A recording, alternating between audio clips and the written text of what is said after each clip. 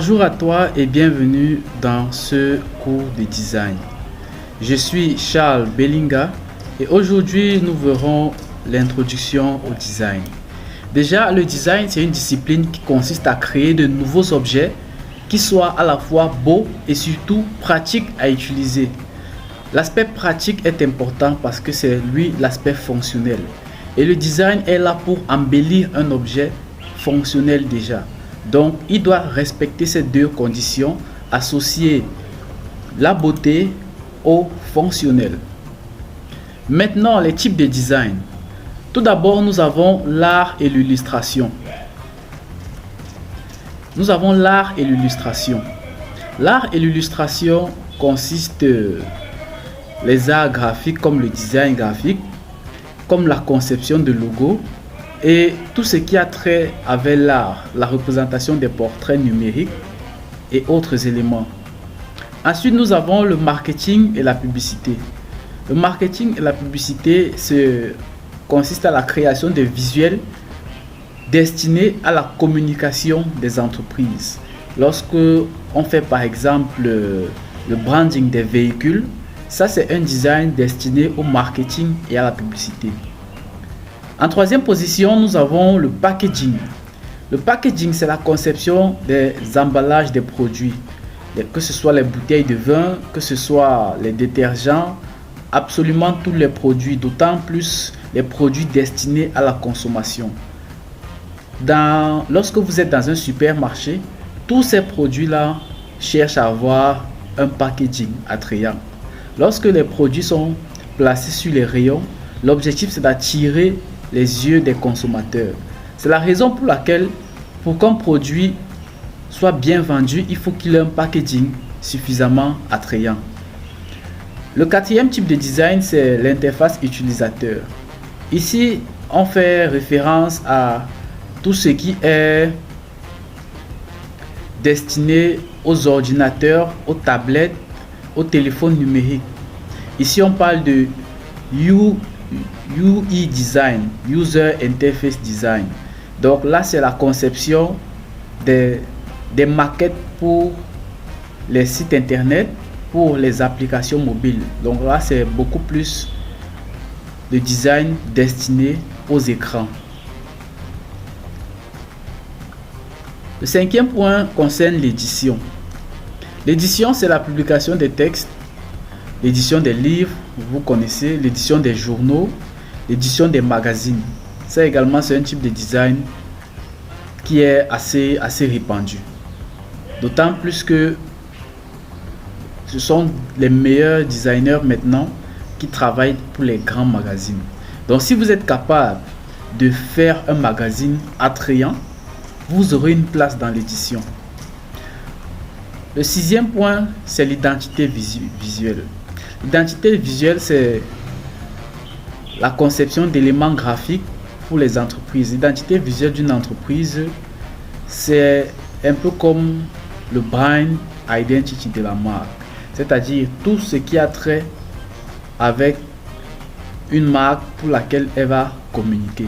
Lorsqu'on parle d'identité visuelle, ça commence par un logo, ça continue avec une carte de visite, l'entête sur un document, un stylo même, une charte graphique bien déterminée et surtout des flyers, des visuels. Tout ce qui a trait à la communication des entreprises rentre dans l'identité visuelle.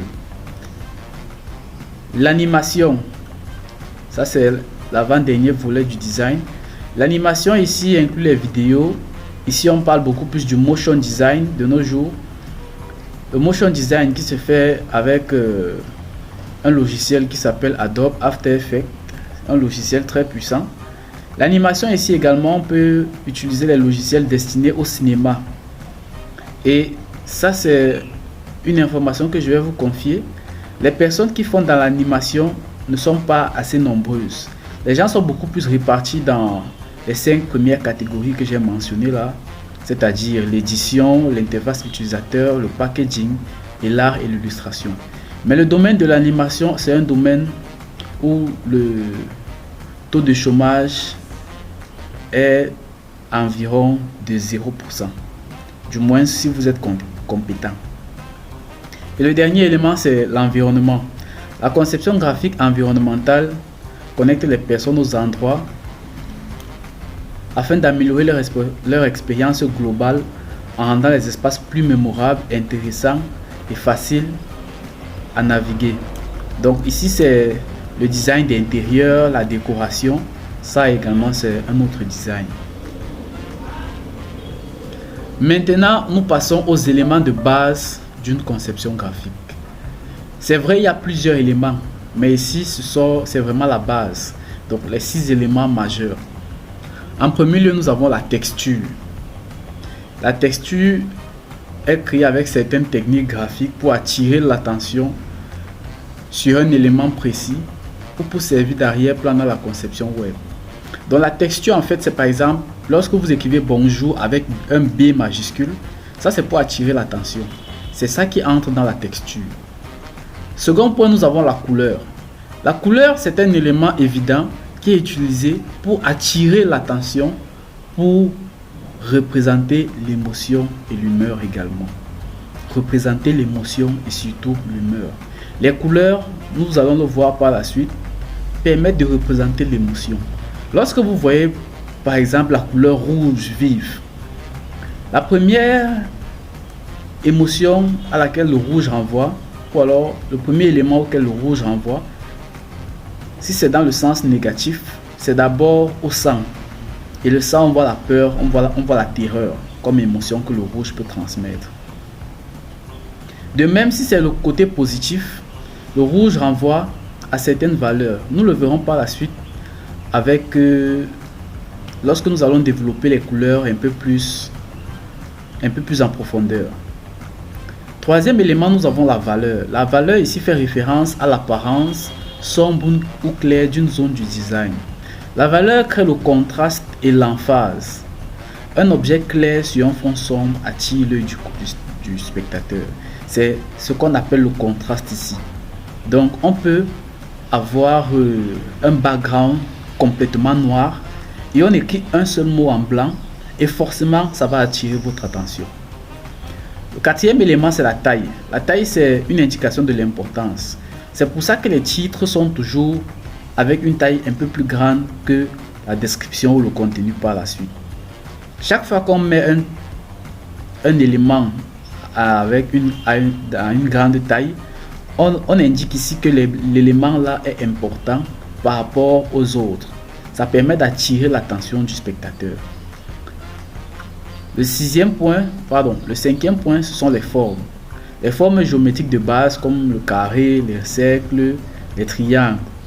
Parfois, on peut également les utiliser dans le design à des fins décoratives. Et enfin, le dernier point ici, ce sont les lignes. Les lignes sont les éléments de conception les plus élémentaires. Les lignes peuvent être droites, courbes, épaisses, minces, solides ou non solides.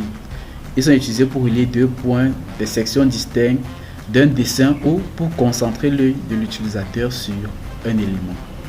Ça, c'est pour ce qui est des éléments de base de la conception graphique. Maintenant, ici, nous avons le vocabulaire. Le vocabulaire, il y a des termes comme le design, on vient de le définir. Nous avons le designer. Le designer, c'est celui qui réalise un design, un professionnel qui conçoit, c'est tout. Nous avons le prototype. Le prototype ici, c'est une sorte de maquette de l'objet final.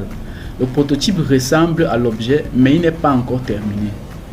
Lorsqu'on fait un prototype, c'est pour représenter où on veut aller en fait. Le prototype nous aide dans la réalisation de notre design final. Lorsqu'on parle d'expérience utilisateur, c'est surtout pour l'aspect de la beauté et du fonctionnel à la fois. Parce que un truc peut être fonctionnel, mais s'il n'est pas beau, il ne passe pas. Ou alors, si les utilisateurs ne l'utilisent pas avec une certaine facilité, ça dérange. À l'époque, on faisait souvent des dialogues du genre tu coches avec des listes déroulant et tout. Mais on a vu que c'était un peu... ça perdait un peu le temps et l'expérience utilisateur n'était pas vraiment agréable. C'est pour ça que maintenant on met directement tous les boutons et l'utilisateur coche directement où il veut cocher avant de continuer. C'est pour ça que si vous remarquez bien, les applications mobiles qui fonctionnent très bien, c'est là où le user experience est très élevé. Par exemple, quand vous allez sur une application comme TikTok par exemple, dès que vous êtes sur TikTok, vous savez exactement ce que vous devez faire et vous savez exactement où vous devez aller, même si c'est votre première fois. Donc c'est assez facile. Maintenant, il faudrait aussi que ce soit beau et que le design soit assez élégant. Bien sûr, il y a certaines applications qui évoluent malgré que le design ne soit pas véritablement attrayant, mais réussissent à évoluer. À ce niveau-là, c'est beaucoup plus l'aspect fonctionnel sur lequel on a insisté. Mais il faudrait renforcer également l'aspect interface utilisateur. Nous avons la typographie. La typographie, c'est juste, de façon simple, c'est juste la police à utiliser. Vous savez, quand on dit les polices, Time New Roman, Palatino, Linotype, ça ce sont des typographies. Donc lorsqu'on parle de typographie, c'est juste la police à utiliser. Et une illustration, c'est une représentation d'un élément graphique, tout simplement. Donc on peut faire l'illustration d'un rond, d'un cercle, d'un logo. Ce sont des illustrations. Et maintenant l'esthétique, c'est une discipline ayant pour objet les perceptions, le sens, le beau, ou exclusivement ce qui se rapproche au concept de l'art lorsqu'on dit que c'est esthétique. Voilà ici les principes de base en design. Ça, ce sont des principes que vous devrez toujours avoir en tête lorsque vous faites une illustration, lorsque vous faites une représentation. Ce n'est pas dit qu'il faut respecter tous ces principes, non. Mais il faut utiliser certains principes pour que votre message puisse passer véritablement. Par exemple, ici, un principe important à utiliser, c'est l'espace blanc. L'espace blanc, souvent, lorsqu'on débute, on pense que s'il y a l'espace, ça veut dire que c'est un problème. Et pourtant, l'espace blanc, lorsqu'il est bien géré, il renforce encore le design. Vous voyez sur cette image, nous avons tout cet espace où il n'y a rien. Les informations sont aux extrémités. L'extrémité en haut à droite et l'extrémité en bas à gauche. Et tout au milieu, c'est l'espace blanc qu'il y a. Également aussi, nous avons l'équilibre et l'alignement. Ça aussi, c'est un principe à respecter de façon simple. Vous centrez vos éléments, vous centrez celui-ci, vous mettez celui-ci aussi de façon centrée par rapport, et tous sont alignés au centre. Tous les éléments ici sont alignés au centre.